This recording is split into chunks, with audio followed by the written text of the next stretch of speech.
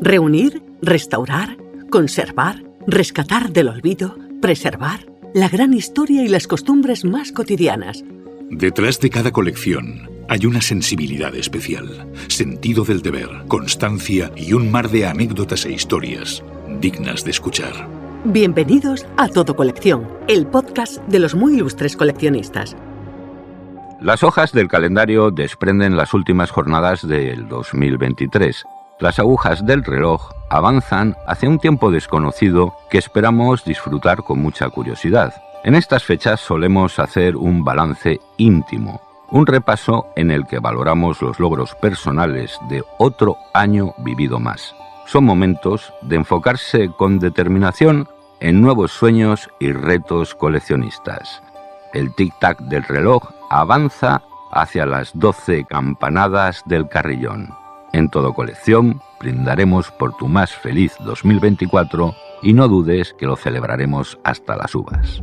Estás escuchando Todo Colección, el podcast de los muy ilustres coleccionistas. Bienvenido, bienvenida a Todo Colección. En el episodio 180, en Cardinal 180, hablamos del tiempo, del paso del tiempo. Enrique de Vicente es coleccionista y restaurador en el más amplio de los sentidos. Un profesional autodidacta con ojo experto para las antigüedades y restaurador de relojes antiguos. Todo Colección, donde viven tus recuerdos.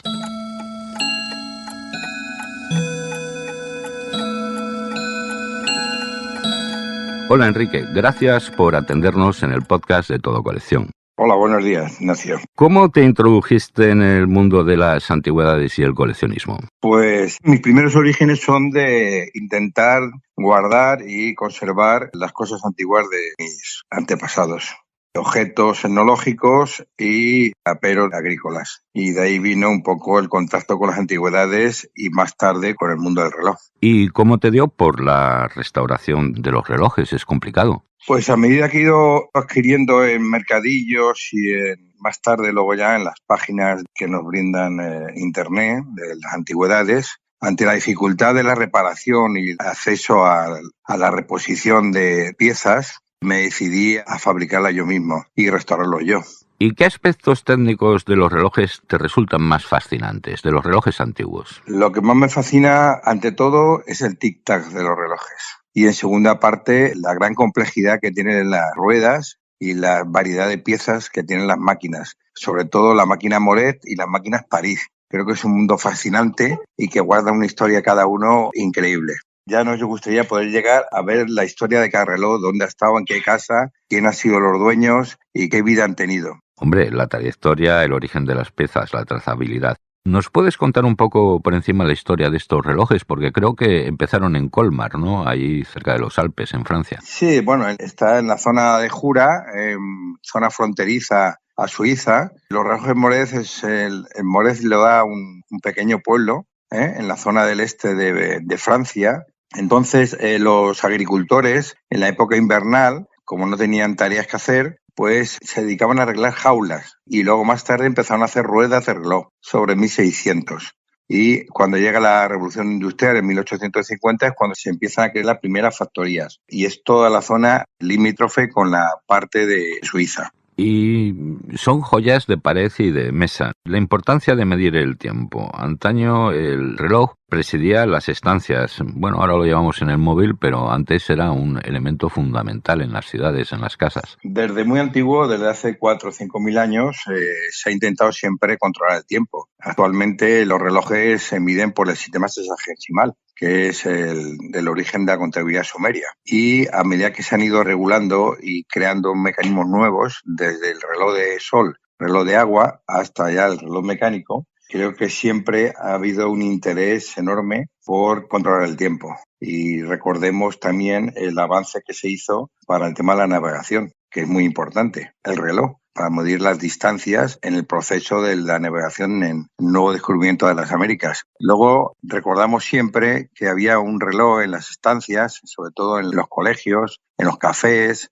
en cualquier sitio social, había relojes que luego pasaron a las casas. Qué interesante. Enrique, ¿y cuál es el proceso que sigues al restaurar un reloj antiguo? Pues bueno, imagino que te habrás encontrado de todo. El primer proceso es elegir la máquina, ¿eh? Yo tengo un interés enorme por las máquinas antiguas, máquinas que están muchas veces oxidadas, abandonadas, que le faltan piezas, pero ante todo su originalidad en el aspecto, en las esferas y en las ruedas que tienen. Esa es la primera encuentro que tengo con las máquinas. Creo que es un mundo fascinante y una vez que ya las tengo en casa, pues el proceso que sigo es de montarlas con mucho cariño y mucho cuidado, porque son piezas únicas. Estamos hablando de piezas fundamentalmente del siglo XVII y siglo XVIII y que cualquier manipulación excesiva podría romper una rueda o cualquier pieza. Y a partir de ahí, pues una limpieza minuciosa y también volver a montarla, que eso es lo más complicado. Y que luego, después de ese trabajo enorme, que puede durar días y semanas, incluso meses, que la máquina funcione, que es lo más importante. Ya no tan importante para mí que dé la hora siempre, es adelante o atrás, sino que funcione es el primer reto que tenemos que tener.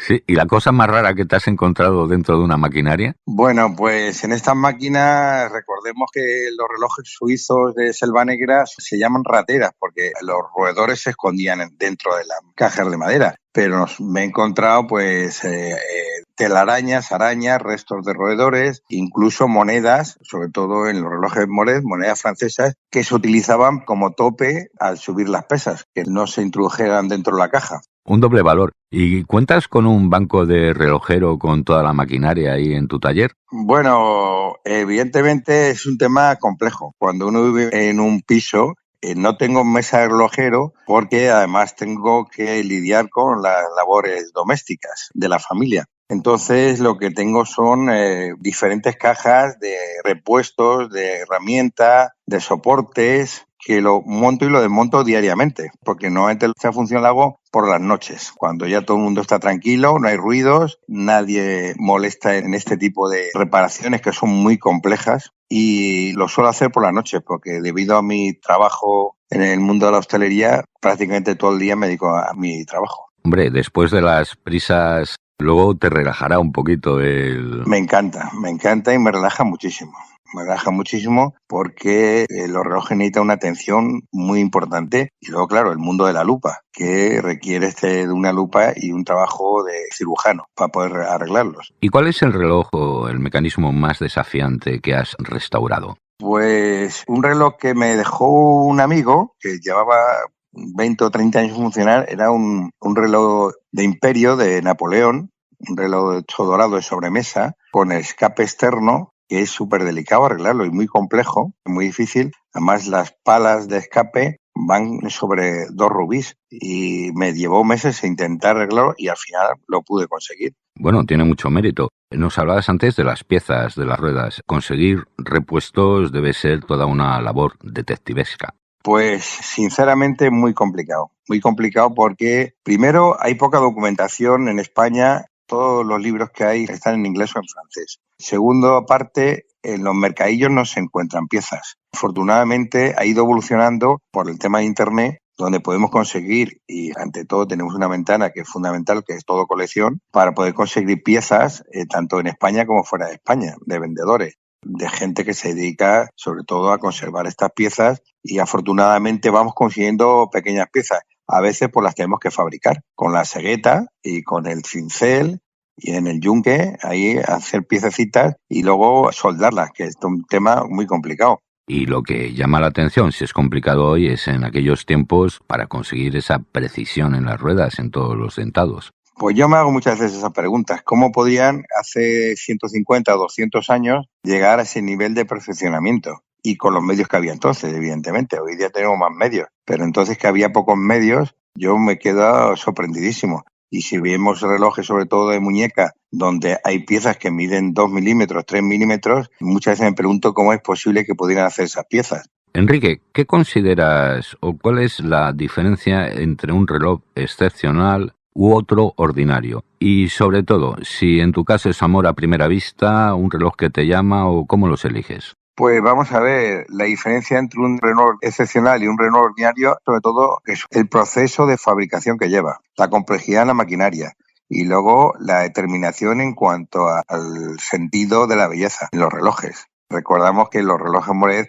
por su monumentalidad y por su aspecto, el péndulo que llevan enorme, las pesas hechas con plomo, que yo, por ejemplo, para poder conseguir pesas, hemos tenido que fabricar pesas con piezas de camiones por el peso. Y por otro lado, el aspecto del reloj. Los relojes Moret es un aspecto impresionante a primera vista. ¿Y cómo es tu rutina de cuidado y mantenimiento de los relojes de tu colección? Lo importante es que el reloj esté funcionando siempre.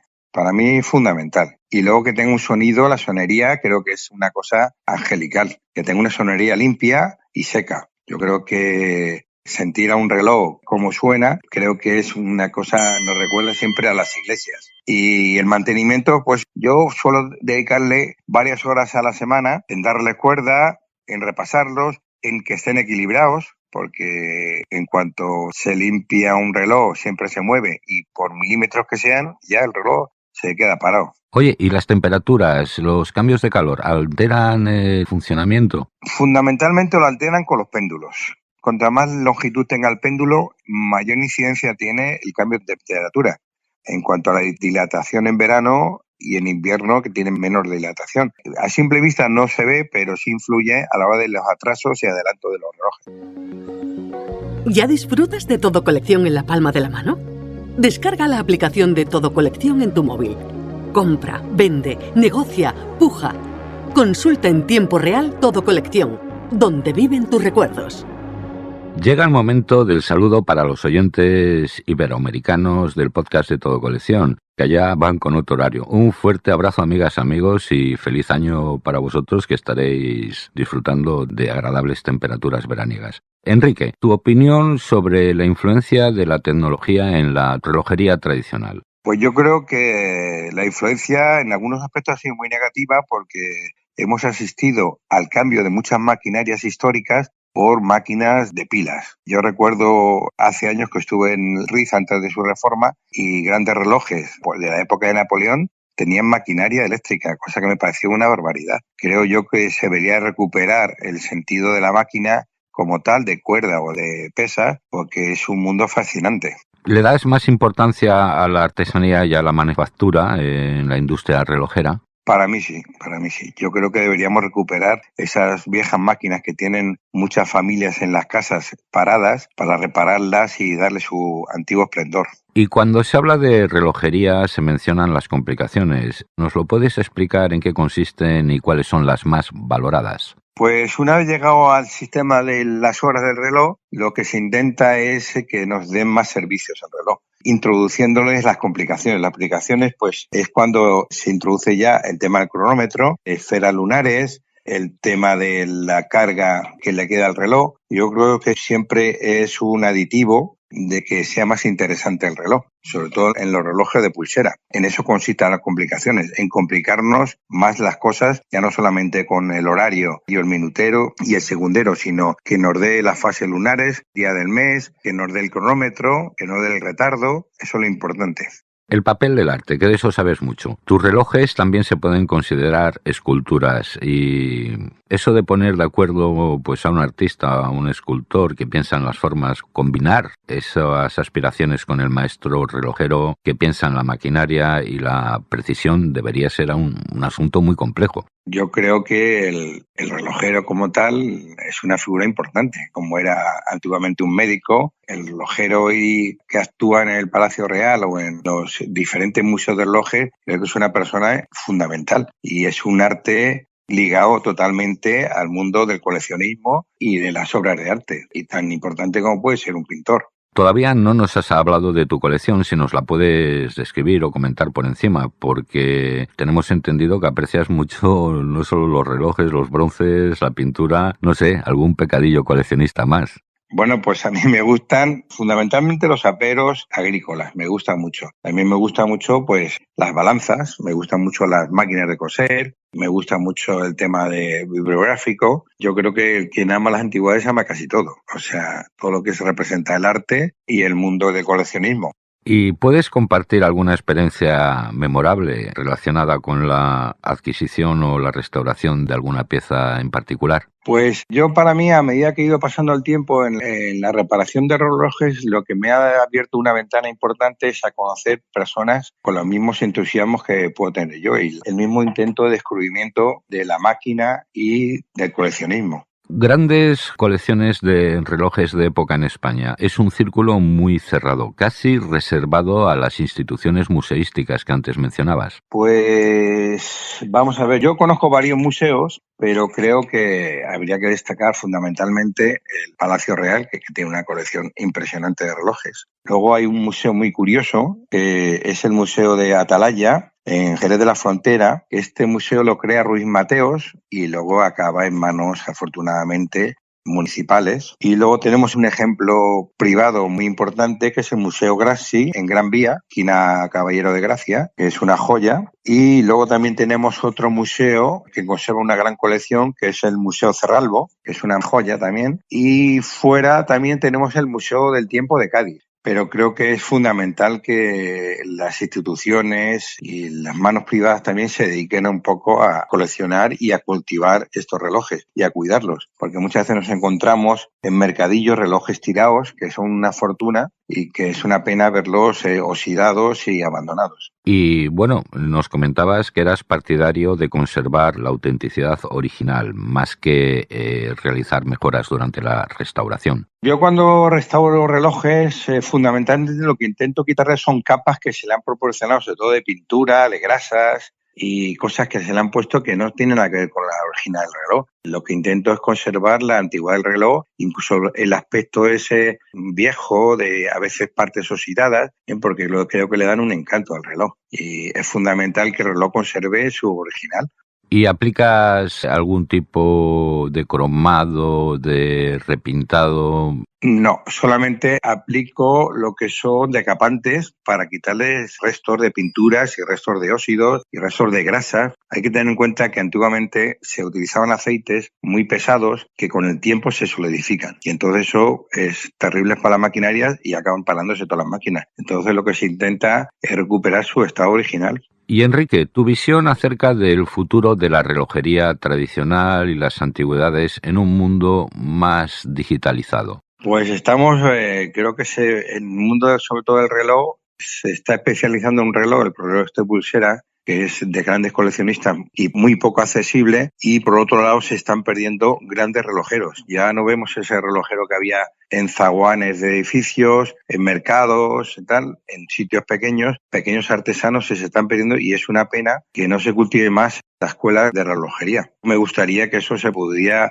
poner en formación profesional, que sería un tema muy interesante. Sí, escuelas de restauración, eso es vital para tener la conexión con la historia. ¿Tu última compra en Todo Colección? Pues mi última compra es un reloj de buey, que creo que es un reloj que está desapareciendo de una forma tremenda, ¿eh? Ya no encontramos relojes de buey en ningún sitio. Antiguamente lo veíamos en los casinos, en los colegios, en los centros médicos, en las estaciones, un tema que no hemos tocado, que son los relojes de estaciones, que han desaparecido casi todos, lamentablemente. Y el ojo de buey me parece un reloj muy bonito y muy original, por cierto. Sí, además el asunto de los relojes y las estaciones y los trenes, muy interesante. Sí, es cierto. Yo tengo varias máquinas porque ya las han retirado, todos los relojes mecánicos de las estaciones, y han desaparecido, curiosamente. Y me da una pena tremenda, porque yo creo que era un referente, siempre que estábamos esperando el tren, un referente importantísimo antiguamente.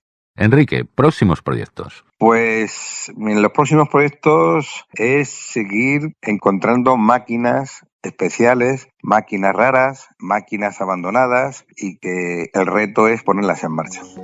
¿Cuánto vale? Sigue la cotización de tus tesoros con Orientaprecios, la mayor base de datos para aproximarte a la tasación de lo que compras, vendes o subastas. Orientaprecios de Todo Colección. Llega el momento del minuto de oro o la reflexión, consejo para el coleccionista. Yo animaría a todas las personas que tengan la iniciativa del coleccionismo, de la restauración, a que cultivasen a través, sobre todo, de Todo Colección, que tiene una ventana enorme y especialmente para el coleccionismo, a que dedicar más tiempo a estas cosas y poder seguir cultivando y recuperando tanto relojes como obras de arte que desgraciadamente están abandonadas y con el tiempo se pueden perder. Rescatar nuestros recuerdos. Rescatar nuestra historia. Enrique de Vicente, muchísimas gracias por habernos atendido en el podcast de Todo Colección. Te deseamos una larga vida y muy próspera existencia coleccionista y sobre todo un muy feliz año nuevo. Gracias de corazón. Pues muchas gracias, muchas felices fiestas y siempre a vuestra disposición. Si eres coleccionista, caerás en nuestras redes. Sigue la actualidad y los lotes más curiosos en los perfiles de Todo Colección en Facebook, Twitter, Pinterest, Instagram y canal YouTube de Todo Colección. Qué interesante esta conversación con Enrique de Vicente. Bueno, le pone mucho amor. Y ya que el episodio de hoy ha versado sobre la medida del tiempo, pues podemos seguir con el hilo del coleccionismo de relojes en el episodio 17 con Pablo López y Miguel Soto. Posiblemente veas las campanadas por la tele. Por eso te recomiendo el capítulo 148 con Miguel Herrero, que es coleccionista de televisión y te traerá muy buenos recuerdos. Pero vamos a mirar al futuro. En el brindis de Año Nuevo no puede faltar el rito de la copa de cava con una joya dentro. Y de alhajas nos habla el experto Carlos Castellano de Ramacri Joyas en el capítulo 78 de Todo Colección. Libros, sellos, monedas, cromos, juguetes, antigüedades, arte. ¿Y tú? ¿Qué coleccionas? Si quieres participar en nuestro podcast, Todo Colección te cede el turno de palabra. Pues hasta aquí el episodio de hoy. Desde el equipo de Todo Colección te deseamos un muy feliz y próspero año nuevo de 2024. Esperamos celebrar contigo muchos logros y satisfacciones coleccionistas. Nos puedes regalar un me gusta o un comentario, que estás muy callado. Y si acabas de aterrizar en nuestro programa podcast, suscríbete al podcast de Todo Colección. Es fácil, gratis y libre de impuestos. Y si te pica la curiosidad y quieres participar en esta aventura divulgadora, este año que empieza, envíanos tu propuesta a comunicación@todocoleccion.net. De esta forma, nos ayudas a compilar tal vez el mayor archivo sonoro con personajes que, como tú, mantienen viva la cultura del coleccionismo. Coleccionismo es cultura. Insisto en que te cuides mucho y te recuerdo que con el servicio de envíos de Todo Colección y Pago TC, todo es más fácil, económico y sencillo. Aquí, a pie de micro, te habla Ignacio del Valle.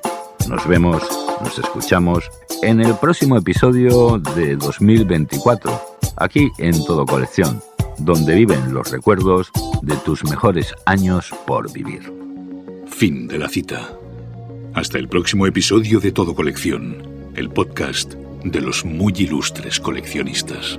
Seguimos en contacto en el Facebook, Twitter, Pinterest, Instagram y canal de YouTube de Todo Colección.